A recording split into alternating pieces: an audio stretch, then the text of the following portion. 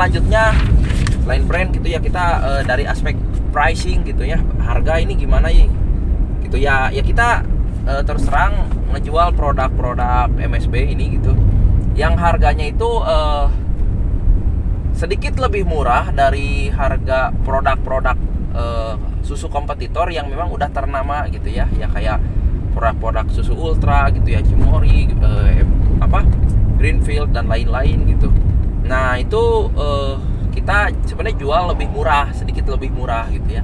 Nah tapi kita jual lebih tinggi dari produk-produk yang dianggap sejenis kayak penjual-penjual susu pinggir jalan gitu, atau susu-susu yang ada di KUD Lembang gitu, Pangalengan atau Ciwidey, kita ya memang lebih tinggi gitu ya. Nah seperti itu. Nah terus memang apa masalahnya gitu ya, atau evaluasinya gitu. Jadi sebenarnya produk ini masih dianggap mahal gitu kalau dibandingin dengan produk kompetitor yang produk-produk brand ternama, walaupun memang sebenarnya kita secara range harga setelah saya lakukan survei itu lebih murah sebenarnya gitu. Cuma kan orang ketika menilai itu nggak cuma dari harga yang sedikit lebih murah saja gitu, tapi juga menilai dari aspek efisiensi misalkan, atau keterkenalan dari nama perusahaannya gitu ya. Nah ini ya wajar misalkan mereka sedikit lebih mahal gitu karena udah kuat ya secara brandnya gitu ya, secara namanya kan gitu. Terus juga dari wadahnya efisien gitu ya. Terus juga susunya mungkin bisa disimpan lama, bisa di stok banyak gitu ya selama berbulan-bulan bahkan. Kalau kita kan baru 1 hari juga udah nggak kuat nih susunya, jadi harus segera dikonsumsi. Nah ini juga sering kali jadi masalah gitu. Jadi efisiensi jadi juga menentukan penilaian masyarakat terhadap ini tuh produknya dikategorikan mahal atau enggak gitu ya. Pada akhirnya ya biar kita jual lebih murah sebenarnya, tapi malah dianggap tetap lebih mahal karena ya gitu kurang efisien dianggapnya gitu. Nah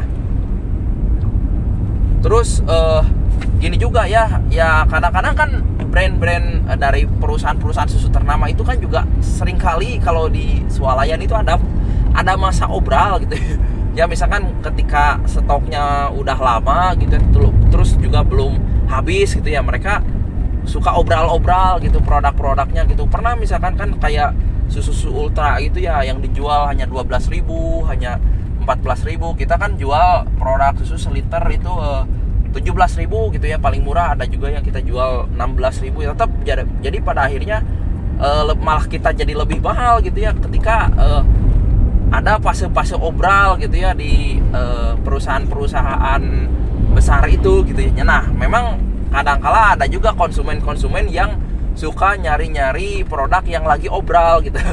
Nah jadi gitu, misalkan ya tanggal sekian sampai tanggal sekian biasanya ini lagi masa-masa obral. Ya udah pada masa-masa itu ada konsumen-konsumen yang suka nyetok produk-produk susu gitu. Nah biar harganya murah kan gitu. Nah ya pada akhirnya kita ya jadi anggap lebih mahal gitu, udah mah nggak terkenal gitu, dianggap kurang efisien malah mahal gitu ya. Wah jadi sulit pada akhirnya bersaing gitu kan. Nah kita nggak bisa tuh main obral-obralan gitu masalahnya gitu ya. Ya udah mah produksinya terbatas, modalnya terbatas, sudah diobral lagi, waduh ya susah dong. Itu nggak bisa mencapai profit gitu ya. Terus nah selain itu juga produk kita jadi dianggap mahal dibandingin produk-produk kayak susu-susu di KUD gitu ya, susu di Lembang gitu ya. Nah mereka bisa jual susu seliter misalkan cuma 10.000 gitu, atau ya cuma 8.000 gitu ya. Nah sebenarnya itu kita bisa counter juga ya, kenapa mereka bisa ngejual dengan harga yang murah gitu. Jadi karena ya susu-susu kayak yang di Lembang, yang di KUD itu kan sebenarnya susu mentah, susu yang belum diproses, belum dipasteurisasi, cuma didinginkan aja gitu.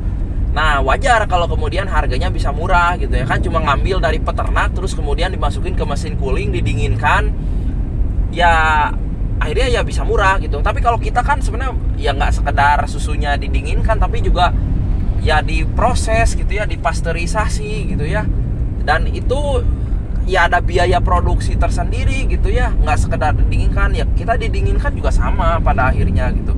Nah tapi mungkin karena konsumen melihatnya ya udah disamakan gitu, jadi ya secara tampilan gitu memang kita akui secara tampilan kasat mata itu yang hampir nggak kelihatan beda ya, kita cuma susu diplastikin gitu aja gitu, sama kayak susu-susu yang ada di KUD yang cuma diplastikin gitu. Jadi makanya kan dianggap wah susunya sama, padahal sebenarnya ya beda gitu ya. Mereka mah susunya belum diolah, belum dipasteurisasi, ya kita mah susunya udah dipasteurisasi. Bahkan seringkali ketika ada orang yang menyamakan, saya sering ya nantang lah gitu. Ya nantang bukan berarti debat tensi tinggi, bukan, tapi maksudnya secara santun lah gitu. Ya Bapak Ibu gitu ya, setahu saya di sana belum dipasteurisasi, tapi ya kalau Ibu nggak percaya silakan nanti saya kasih tahu gitu ya gimana prosesnya gitu.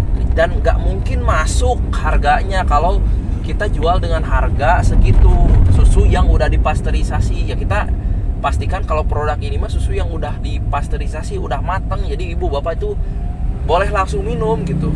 Nah, dan itu kita yakin lebih aman dibandingin minum susu yang belum diapa-apain, yang raw milk gitu, yang belum dipasteurisasi gitu.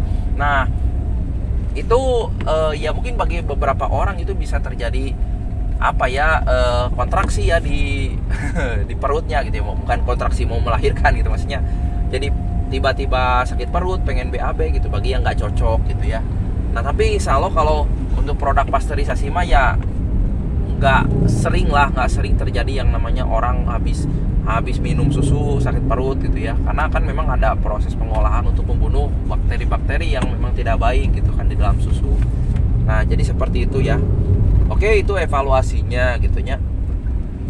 Terus dari sales dan channel distribution gitunya. Jadi selain itu juga ya ini kita juga perlu buka ya dari sales dan channel distribution. Jadi maksudnya bagaimana proses kita untuk mendelivery produk ini ke tangan konsumen gitu ya. Misalkan apakah langsung ataukah mungkin nanti ada distributor, ada agen besar juga gitu ya yang membantu menyalurkan produk kita ke tangan konsumen gitu.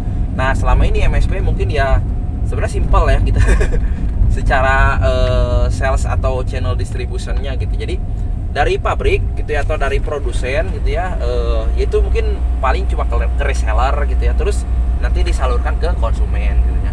Nah, resellernya itu adalah reseller perorangan gitu ya, sales keliling gitu kan. Nah, kita seperti itu, jadi belum ada yang namanya kayak distributor besar gitu ya. Ya, jadi ini evaluasinya. Jadi besar kecilnya tingkat revenue atau omset itu masih ditentukan oleh tingkat keaktifan sales gitu.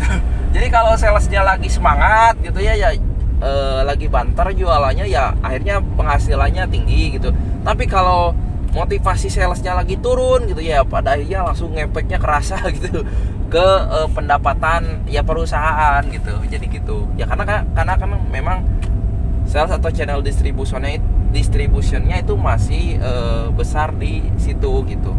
Nah, terus juga masalah lain juga dengan sistem yang hanya seperti itu. Jadi daya jangkaunya itu masih terbatas gitu ya.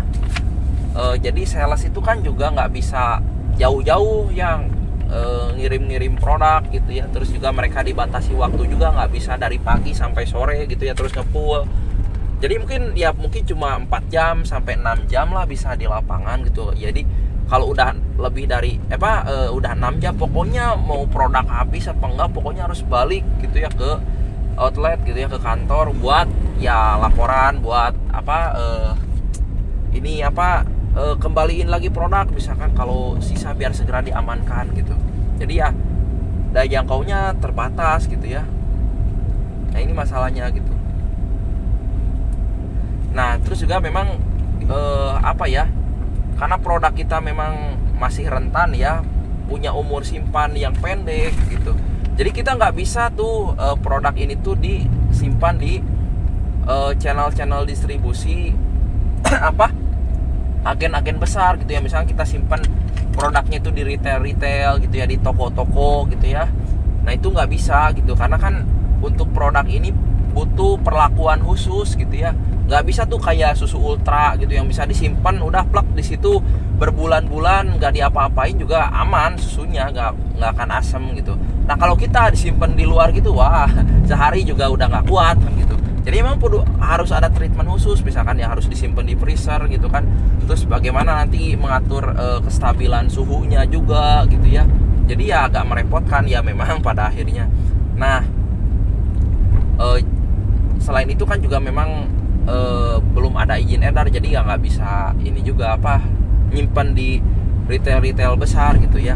Nah sebenarnya kalau seandainya bisa nyimpan di retail besar gitu ya, yaitu lebih bagus gitu ke depannya. Karena ya sebenarnya kan kalau retail besar kayak Alfamart, Indomart gitu ya, atau supermarket lain yang besar misalkan, itu kan mereka bisnis yang memang berdiri sendiri gitu ya. Jadi bukan kepanjangan tangan dari perusahaan yang menjadi suppliernya gitu ya. Nah misalkan produk susu Ultra gitu kan, ya Alfamart itu kan ya memang mereka bisnisnya berdiri sendiri, ya Ultra hanya sebagai supplier saja. Jadi kalau misalkan seandainya Ultra menghentikan supply-nya gitu kepada Alfamart, ya Alfamart nggak akan kolaps, nggak akan bangkrut, karena mereka channel distribution yang memang berdiri sendiri gitu ya. Nah pada akhirnya gini, dan juga bagusnya, nah buat perusahaan susu Ultra misalkan, ya mereka akan bisa terus mendistribusikan produk-produknya ke retail Alfamart gitu ya, atau Indomart sejauh Alfamart Indomartnya itu belum bangkrut gitu ya, belum tutup gitu kan.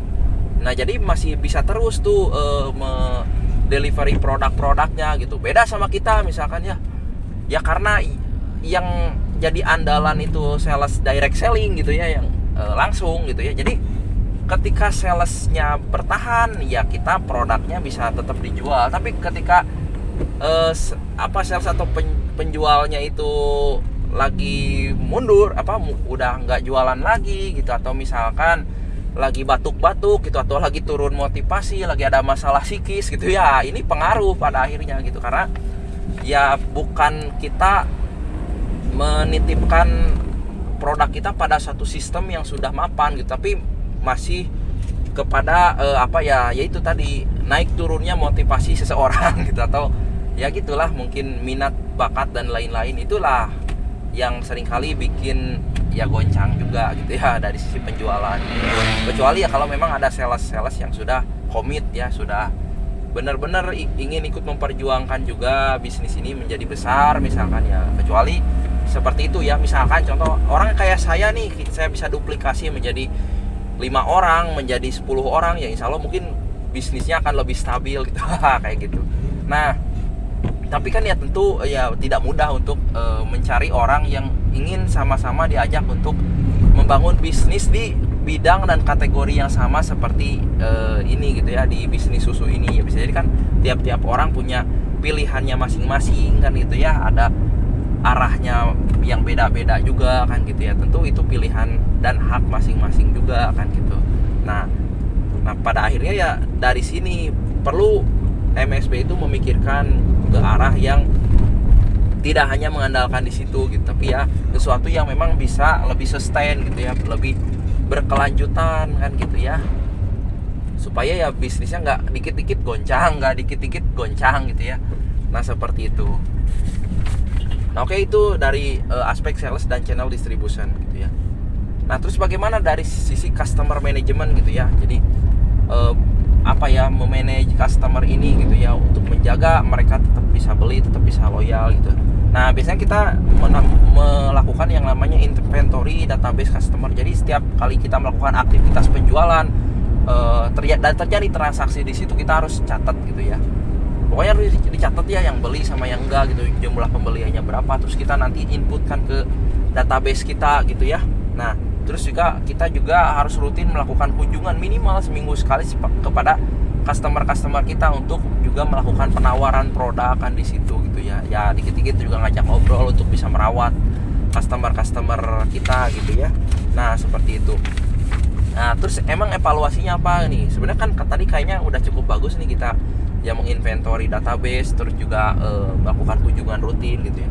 Ya tentu ya ada juga sih gitu ya, ketika kita evaluasi ya kita hanya melakukan proses menjaga gitu atau memanage customer ini hanya memang dari aspek produk saja gitu ya. Kita jaga produknya supaya tetap bagus gitu ya, nggak malah jadi nggak enak misalkan produknya gitu. Nah terus juga hanya dari situ saja gitu maksudnya gitu, belum dari sisi atau aspek-aspek yang lain gitu untuk melakukan perawatan. Terus juga tidak banyak melakukan inovasi produk-produk baru gitu ya, karena ya kita terbatas kapasitas ya, kita nggak punya tim R&D gitu ya, misalnya research and development sendiri kan itu juga. Nah paling kan ketika meluncurkan produk baru ya itu hasil buatan saya gitu. Nah saya R&D juga ya, saya juga yang produksi ya, saya juga ikut marketing gitu, mikirin banyak hal nih, aduh gitu, segala diurusin. Nah ini juga belum kita punya kapasitas khusus di situ gitu. Jadi pada akhirnya nggak ada yang meriset gitu ya produk-produk baru gitu ya. Nah dan kita juga belum ada yang namanya layanan purna jual gitu ya kepada customer misalkan ya, kayak diskon gitu ya, atau bonus gitu ya kepada konsumen gitu ya. Memang belum ada atau belum banyak lah gitu. Kalaupun ada, misalkan kita pernah sih beberapa kali ketika mau nge-launching produk baru, nah itu kan ditesterkan dulu tuh ke konsumen gitu ya, tester gratis lah kayak gitu kan. Nah itu ada, tapi kan jarang gitu. Harusnya itu memang jadi ada program khusus juga dengan kita budgetkan khusus gitu. Nah tapi kan karena budget kita masih terbatas juga, masih kurang gitu, jadi ya nggak ada tuh layanan purna jual. Padahal sebenarnya mungkin bagus juga tuh kalau ada dan dirutinkan untuk bisa menjaga loyalitas dari customer kita ke depannya, atau mungkin bisa dikembangkan juga nanti program-programnya ke arah situ gitu. Nah oke, itu yang bisa disampaikan dari aspek market landscape ya gitu. Nah kita akan lanjutkan ke aspek berikutnya, yaitu berkaitan dengan operational profitability.